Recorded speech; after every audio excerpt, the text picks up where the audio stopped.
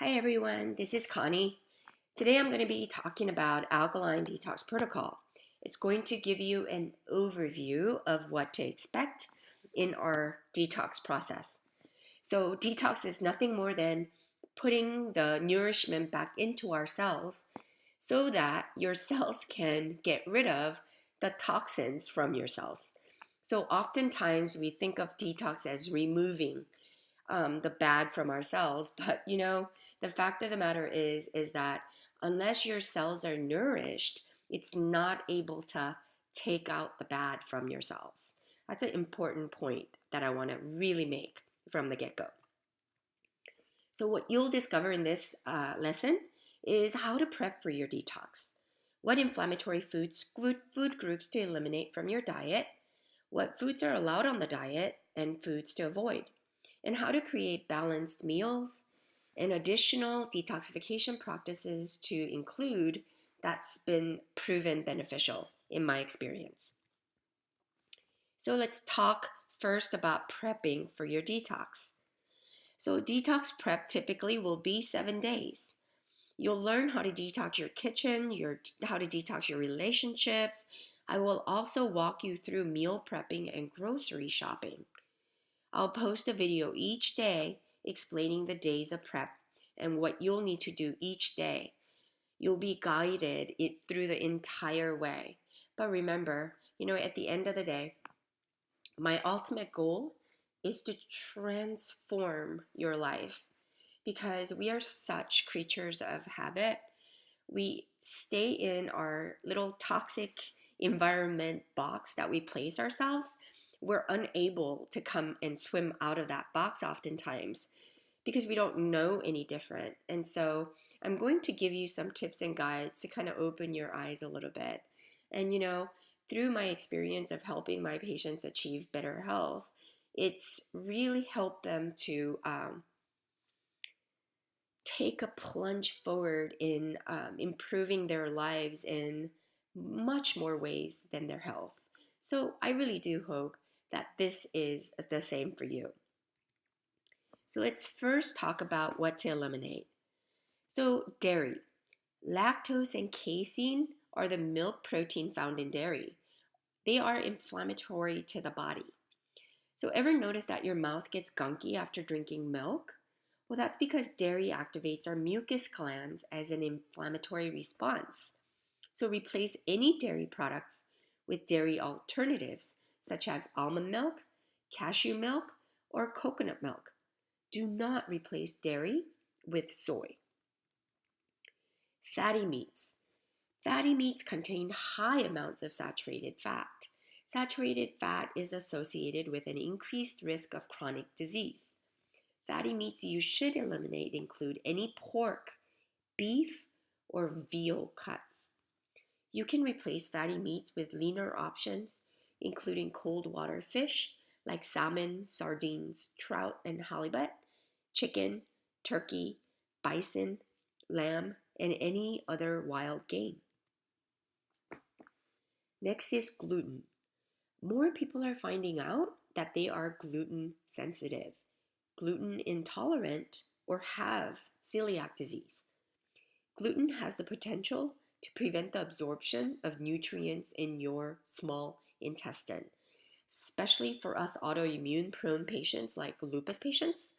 We do have issues with gluten intolerance or sensitivity.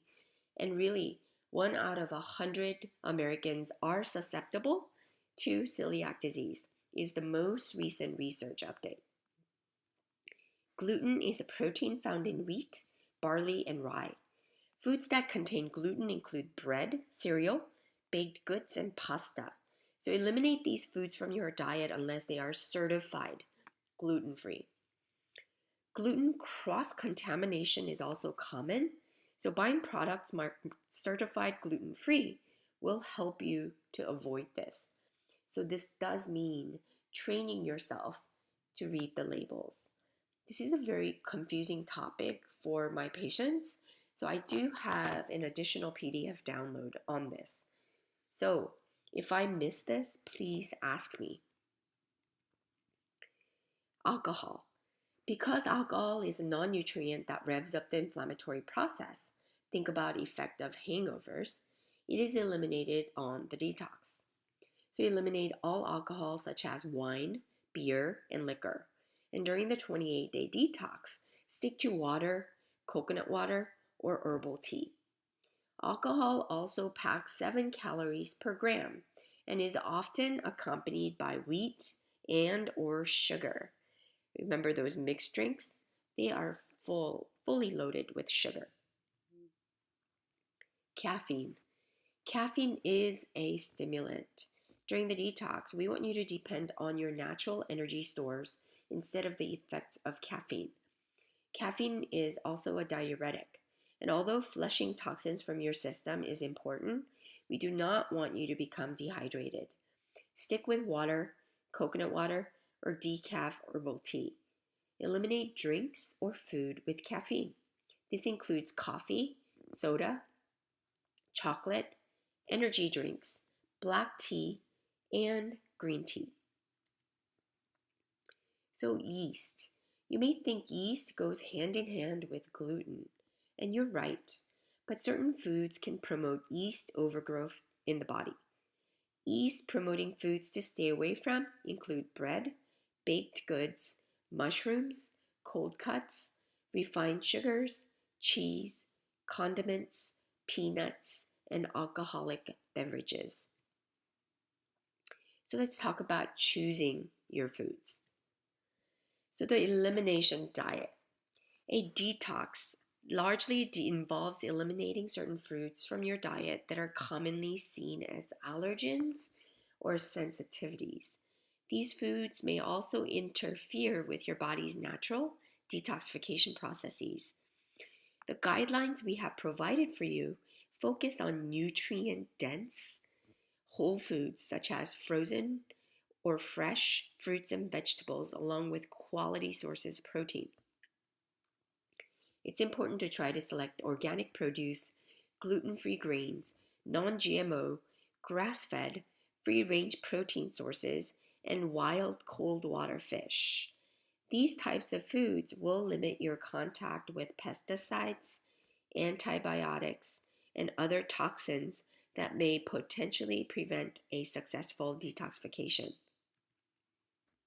So protein. So of the allowed proteins, they are poultry, lamb, if you eat rabbit, bison, venison, cold water fish, such as sardines, salmon, trout, halibut, etc. All legumes, dried peas, beans, and lentils are allowed. I want you to avoid beef, pork, veal, cold cuts, frankfurter, sausage, canned meats, tuna, mackerel, shellfish, any preparations with added solution. Note that eggs, especially whites, tend to be allergenic, so avoid eggs unless I recommended it or approved it, but in this case, we're going to eliminate it. So let's talk carbohydrates. The food groups on the left are starches, breads and cereals, some vegetables and fruits are considered carbs. Under the allowed foods, they should be preferably organic, but avoid all foods of known allergy and sensitivity. So just because it's listed under allowed and you know that you're allergic to this food group, don't feel like you have to include it. Just simply eliminate it.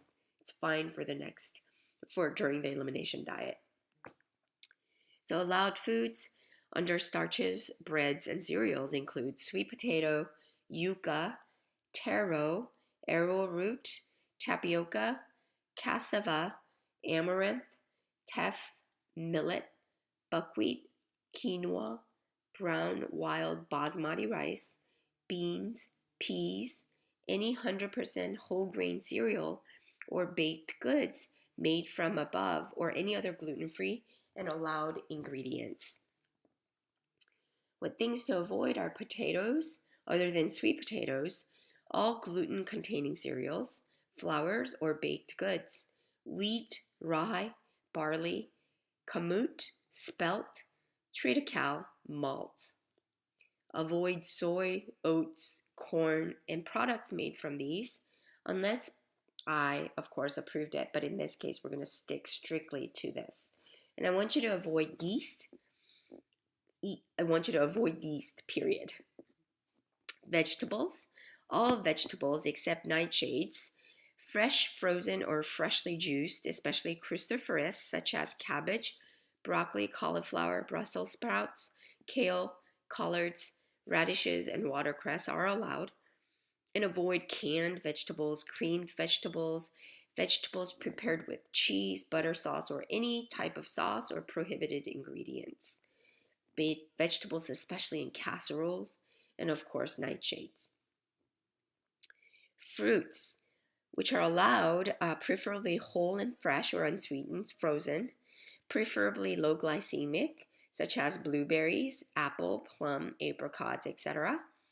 I want you to avoid overly ripened fruit, high glycemic fruits like pineapple, raisins, ripe bananas, dates, watermelon, etc.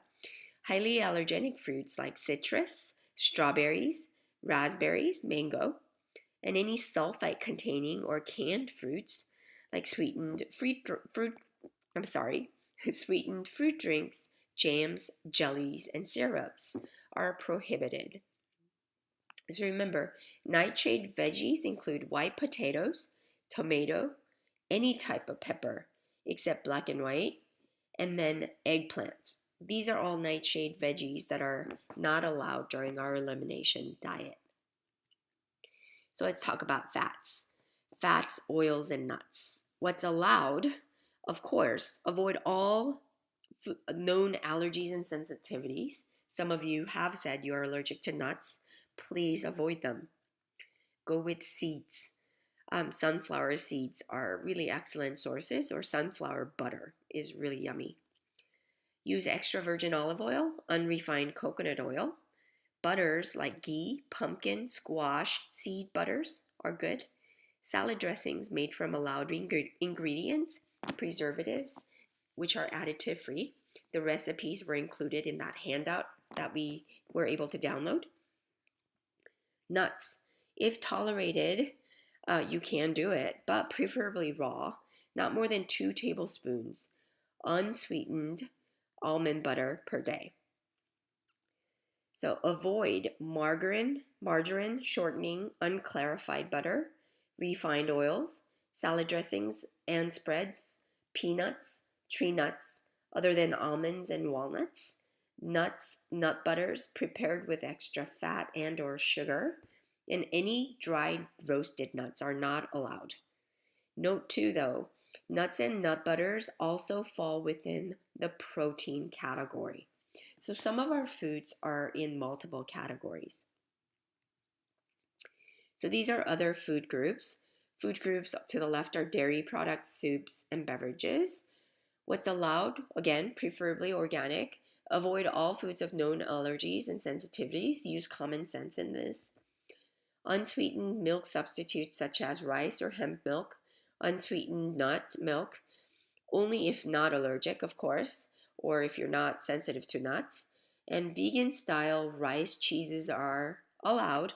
But to me, if you're going to have cheese, get the real cheese when you're able to have it. If you have to go vegan style and kind of concoct an unnatural source to make it like cheese, something, I don't know, fundamentally wrong about that. That's just me. Soups, clear, vegetable-based broth, homemade soups with allowed ingredients.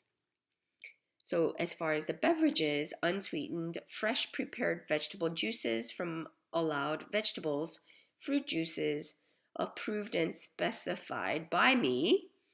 But fruit juices are probably not allowed in this because there's so many different things that you guys can ask me, and I'd much rather kind of keep it straightforward and black and white.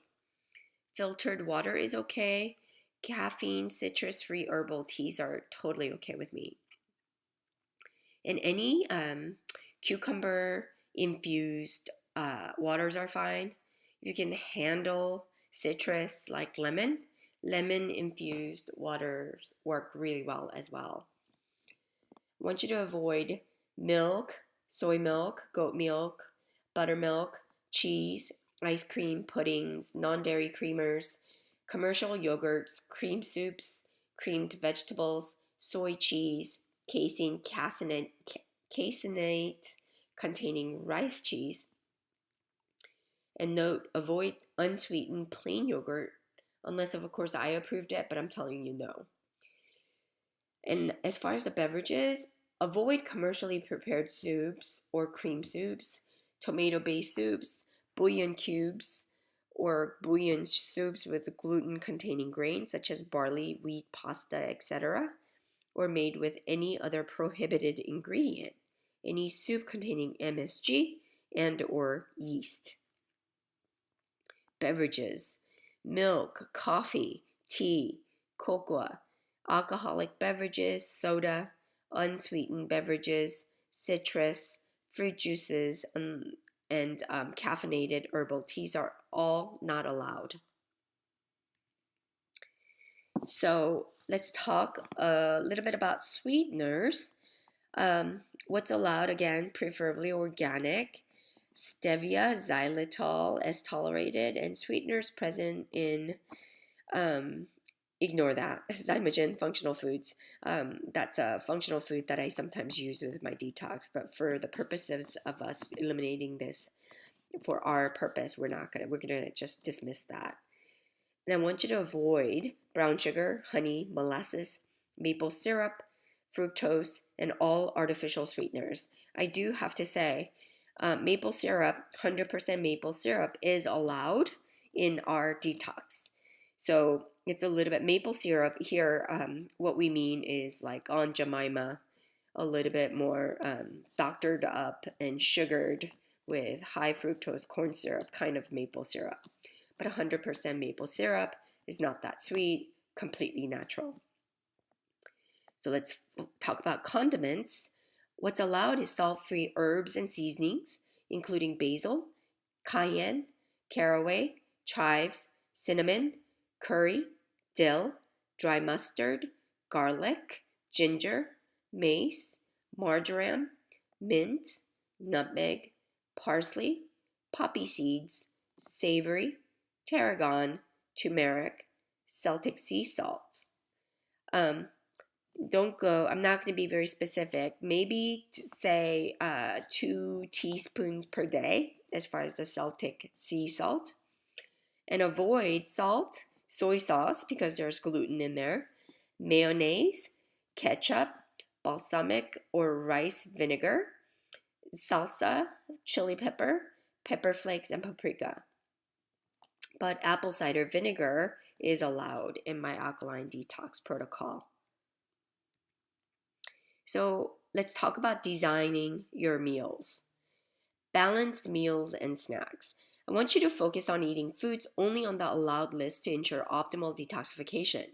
These foods were chosen carefully because they are nutrient dense, easy to digest, low glycemic, and have low allergenicity.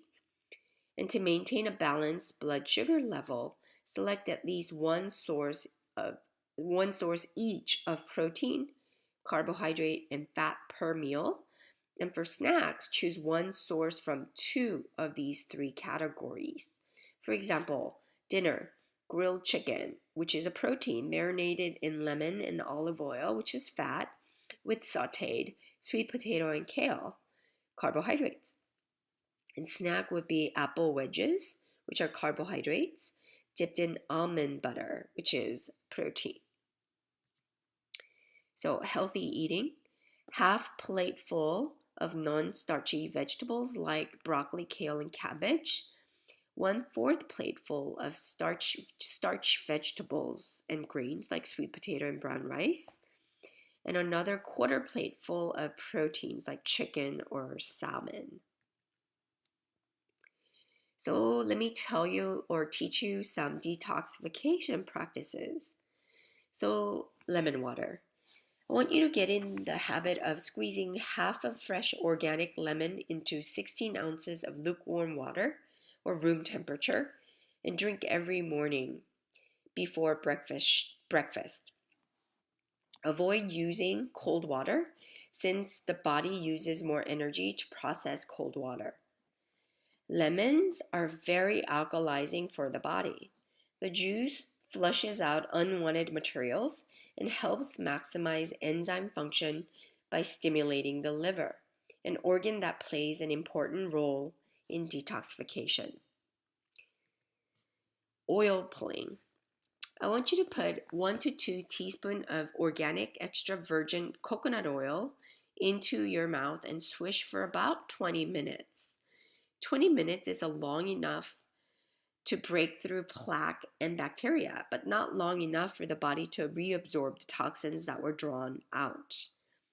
After the time is up, spit the coconut water into the trash can or toilet, but don't swallow. Rinse your mouth with warm water and brush well. Oil pulling is known for its detoxifying effects and various health benefits, such as increased energy, decreased allergies, and alleviated headaches. So something to mention here, even though you may not understand the backdrop of this is a really, really old Ayurvedic traditional medicine inspired practice. So toxins are lipophilic, meaning that they adhere more to fat cells. So when you swish the coconut water oil in your mouth, the whole thought is that it draws all the toxins into your mouth, because it's your mouth houses a lot of bacteria, right, in your gums, in your esophagus, and it's the entryway into your gut as well. And so swishing like that for 20 minutes, it really pulls all the toxins out. And I've seen, for me, that my teeth get really, really white. And if you have any periodontal disease and any type of, bleeding in your gums, it really makes a huge difference. So try this out and just trust me, for us lupus patients, this is really, really beneficial. Next is half bath. So remember, we're eating all the good stuff, and we need to get all the good stuff into our cells so that we can metabolize all the toxins out of our body. We are able to sweat out most of our toxins, but we also need to pee it out and poop it out too, right? This half bath is a Japanese inspired tradition.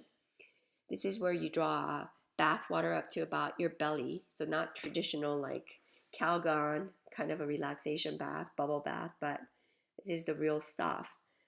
You only want to fill the water to your belly button when you sit in the tub.